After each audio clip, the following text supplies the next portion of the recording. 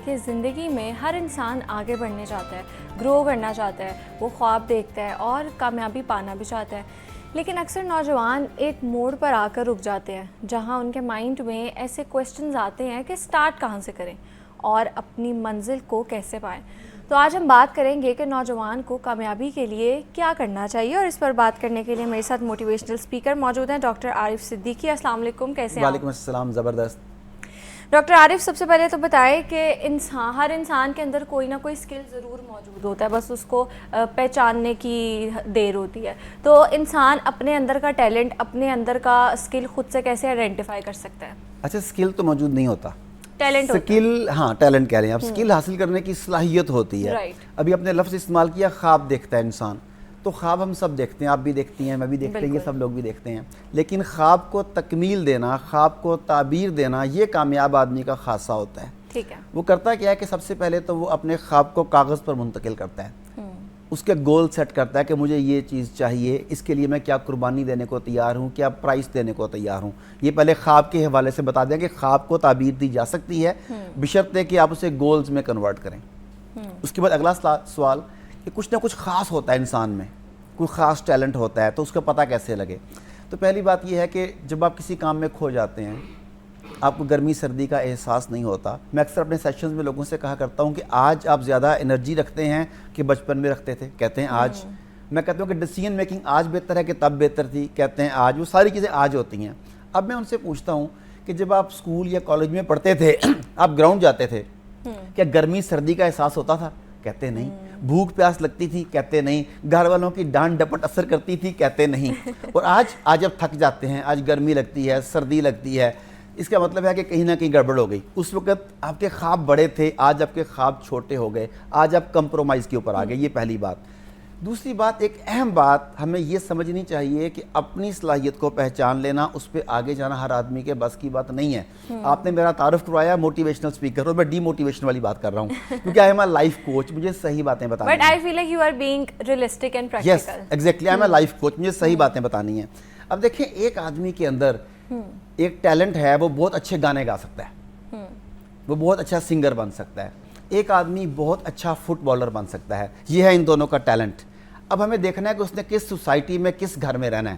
اب جس کے اندر گانے کی صلاحیت ہے, اس کے ابا جان امام مسجد ہیں. آپ کنفلکٹ اندازہ کر سکتی ہیں کہ کیا ہوگا اس کے بعد.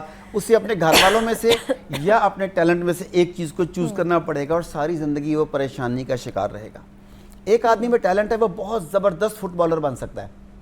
سوال یہ ہے, پاکستان میں فٹ بال کتنے لوگوں کا کیریئر ہے؟ آپ اس کے ساتھ اپنی روزی روٹی کا بندوبست کیسے کر سکتے ہیں, باوقار زندگی کیسے جی سکتے ہیں, کتنا عرصہ آپ اس ٹیلنٹ کو ساتھ لے کے چل سکتے ہیں. آپ کہیں گے جی وہ فلانے کی مثال ہے کہ وہ اتنے پیسے کماتا ہے, اس کا نام ہے. اب پاکستان میں کتنے لوگ فٹ بال کھیلتے ہیں؟ یا کرکٹ کی مثال لے لیں, پاکستان میں کرکٹ بہت کھیلا جاتا ہے, ہر گلی میں کرکٹ کھیلی جاتی ہے. ٹوٹل 20 کھلاڑی ہیں جو 10 سال تک قومی کرکٹ ٹیم میں جگہ پاتے ہیں. تو آپ کا مقابلہ کہاں پر ہوگا؟ تو یہ پہلے یہ دیکھنا ہوگا کہ جو میں چاہتا ہوں, میرا ٹیلنٹ مجھے اس جگہ تک پہنچا بھی دے اگر, تو کیا میں اس کے بعد باوقار زندگی جی سکوں گا؟ اسی لیے کہا جاتا ہے کہ جب آپ گول سیٹ کرتے ہیں تو گولز وقتی موٹیویشن یا ٹیلنٹ کو سامنے رکھ کر نہیں رکھے جاتے. گول سیٹ یوں کیے جاتے ہیں کہ میں کیسی زندگی جینا چاہتا ہوں. میرے پاس ٹیلنٹ نہیں ہے اس کے مطابق, تو کیا میں ٹیلنٹ حاصل کر سکتا ہوں؟ وہ صلاحیت نہیں ہے میرے پاس, میں زندگی یہ جینا چاہتا ہوں, تو مجھے وہ صلاحیت جینی پڑے گی. تو ہم جب لوگوں کو اس وہ بتی کے پیچھے لگا دیتے ہیں نا کہ جو تمہارے اندر ہے اسے فالو کرو, پھر وہ بندہ ساری زندگی سوسائٹی کو, ماں باپ کو, اساتذہ کو برا بھلا کہتا رہتا ہے. تو آئی تھنک کہ گولز امپورٹنٹ ہیں. آپ میں صلاحیت نہیں ہے تو آپ صلاحیت سیکھ سکتے ہیں. یہ بہت پریکٹیکل اپروچ ہے. ٹھیک ہے. اچھا ڈاکٹر عارف, یہ بھی بتائیں کہ ٹائم مینجمنٹ بھی بہت ضروری ہوتی ہے لائف میں. تو اکثر لوگ خواب تو دیکھتے ہیں, لیکن وہ کہتے ہیں نا, اکثر موویز بھی ہوتی ہیں اس میں کہا جاتا ہے کہ بڑے خواب دیکھنے چاہیے. لیکن خالی خواب دیکھنا is not enough unless until آپ اپنے گول کے لیے پہلا اسٹیپ لو.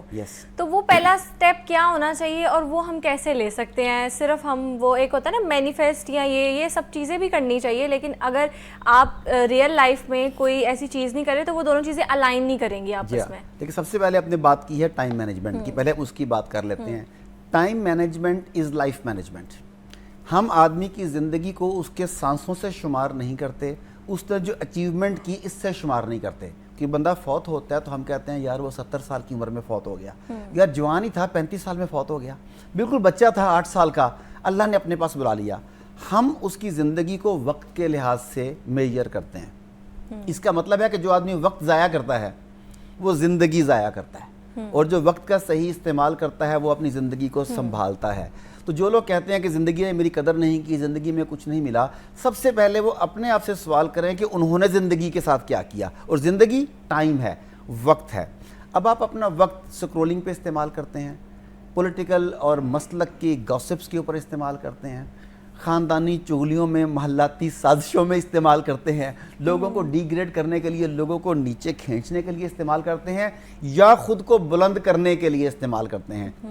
جس جگہ پر جس طرح سے آپ اپنے ٹائم کا استعمال کریں گے ویسی زندگی آپ جئیں گے۔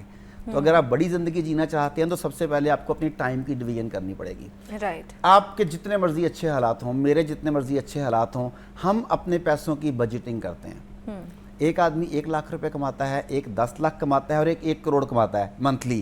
وہ سب اپنے اپنے مطابق پیسوں کی بجٹنگ کرتے ہیں کہ اس پیسے کو کہاں استعمال کرنا ہے۔ فار ایگزامپل ایک آدمی 1 لاکھ روپے کماتا ہے، اسے کوئی ایسی پروڈکٹ چاہیے جو 2 لاکھ روپے کی ہے، تو بجٹنگ کرے گا کہ 3 مہینے 4 مہینے ان چیزوں کو سیکریفائز کروں تو یہ لے سکوں۔